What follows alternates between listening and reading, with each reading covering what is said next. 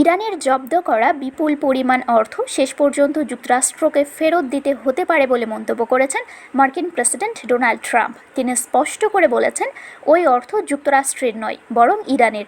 আর এই অর্থ ফেরত দেওয়া না হলে বৈশ্বিক বিনিয়োগকারীরা মার্কিন ডলারের ওপর আস্থা হারাবে এবং ডলার বিনিয়োগ বন্ধ করে দেবে।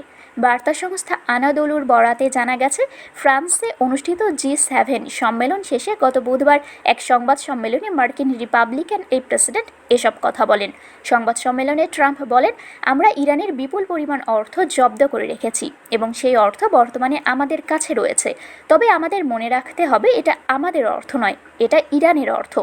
আমার মনে হয় এক পর্যায়ে এই অর্থ আমাদের ফেরত দিতেই হবে, কারণ আমরা যদি তা না করি তবে ভবিষ্যতে কেউ আর কখনোই ডলারে বিনিয়োগ করার সাহস পাবে না।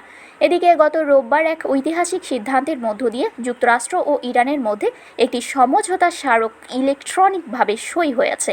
এই সমঝোতার আওতায় সব ফ্রন্টে সামরিক অভিযান বন্ধ করা, কৌশলগতভাবে গুরুত্বপূর্ণ হরমুজ প্রণালী পুনরায় উন্মুক্ত করা এবং নিষেধাজ্ঞা শিথিলের বিনিময়ে ইরানের পারমাণবিক কর্মসূচি নিয়ে নতুন করে আলোচনার পথ তৈরি হয়েছে। আগামী শুক্রবার সুইজারল্যান্ডে এই চুক্তি স্বাক্ষরের আনুষ্ঠানিক অনুষ্ঠান হওয়ার কথা রয়েছে।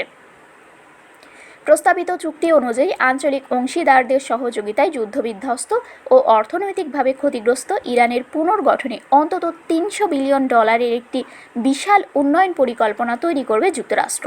তবে ওয়াশিংটন এই অর্থ সরাসরি নিজেদের তহবিল থেকে দেবে না বলে স্পষ্ট করেছেন ট্রাম্প। মার্কিন প্রেসিডেন্ট বলেন, আমরা সরাসরি কোনো অর্থ দিচ্ছি না। ইরান যদি সঠিক আচরণ করে তবেই কেবল এটি সম্ভব হবে।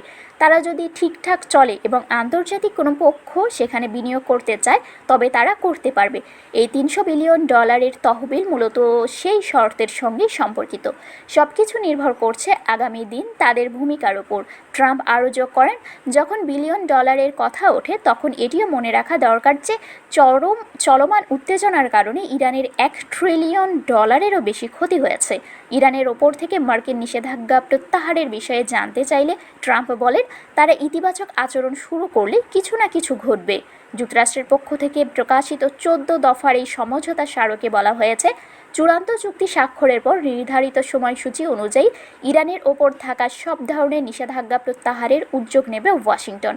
এর মধ্যে জাতিসংঘ নিরাপত্তা পরিষদের প্রস্তাব, আন্তর্জাতিক পরমাণু শক্তি সংস্থার সিদ্ধান্ত এবং যুক্তরাষ্ট্রের এককভাবে আরোপিত সব ধরনের প্রাথমিক ও গৌণ নিষেধাজ্ঞা অন্তর্ভুক্ত রয়েছে। শারমিন শিমু, বরেন্দ্র টেলিভিশন।